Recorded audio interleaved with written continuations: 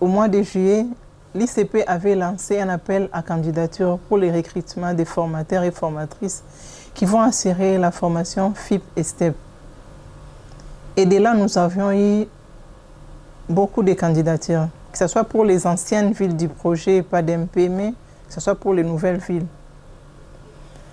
Et partant de nouvelles villes, à savoir Bunia, Bukavu, Kananga et Mbushimai, nous avions reçu près de 3330 candidatures pour la FIP et STEP.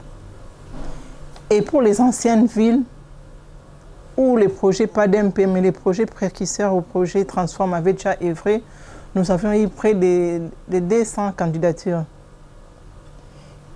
Et j'aimerais signaler également que la mission de mise en œuvre de cette formation FIP et STEP est assurée par un consortium, MOVE et Kivu Entrepreneurs. Donc, lors de l'appel à candidature, les critères d'éligibilité étaient déjà prédéfinis et c'est ce consortium qui a procédé à la sélection des candidats selon les critères déjà préétablis. Donc, au finish, nous avons eu, pour les nouvelles villes, 440 candidatures mélangées pour la FIP, STEP et les agents qui vont assurer les contrôles qualité de la formation. Et pour les anciennes villes, nous avons enregistré, puisqu'on avait demandé aux candidats de confirmer leur disponibilité, là nous avons enregistré près de 130 candidatures. Donc c'est ainsi que ça s'est passé la sélection.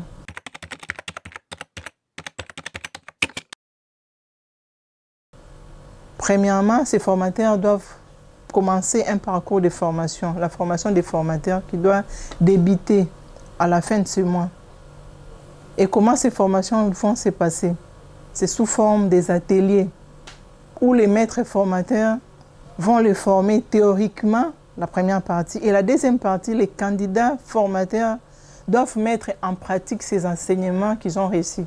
Donc, ça sera la phase pilote. Et ils vont mettre en pratique ces enseignements à travers des formations avec un échantillon de femmes micro-entrepreneurs pour nous aider aussi, aider la firme de mise en œuvre à les côtés. Donc, d'office, ce n'est pas tous les candidats qui sont retenus qui seront certifiés. Ça dépendra de leur performance lors de ces ateliers de formation des formateurs. Et puis, il y aura aussi un test écrit au terme de cette formation. Les plus performants seront retenus pour assurer la formation aux femmes tout au long du reste du projet.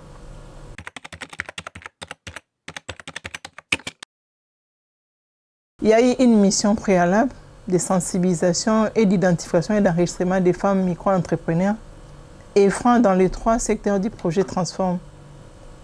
Nous avions reçu des listes venant des structures d'accompagnement des entrepreneurs qui sont dans l'écosystème. Et nous avions des critères d'éligibilité pour sélectionner les femmes qui vont bénéficier de ces parcours de formation. Donc c'est sur base de ça qu'on aura les femmes, on va sélectionner les femmes bénéficiaires à ces formations.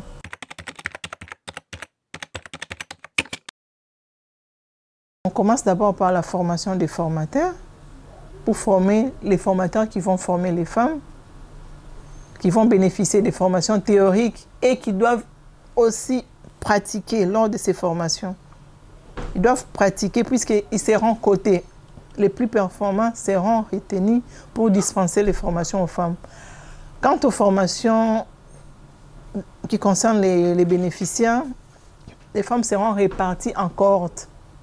Et chaque formateur, on lui attribuera un groupe de femmes. Et la durée de la formation pour les femmes, c'est 3 mois. Tandis que pour la formation FIP, c'est 4 mois. Voilà un peu en gros. Les autres détails seront développés une fois que l'activité sera mise en œuvre par les consortiums.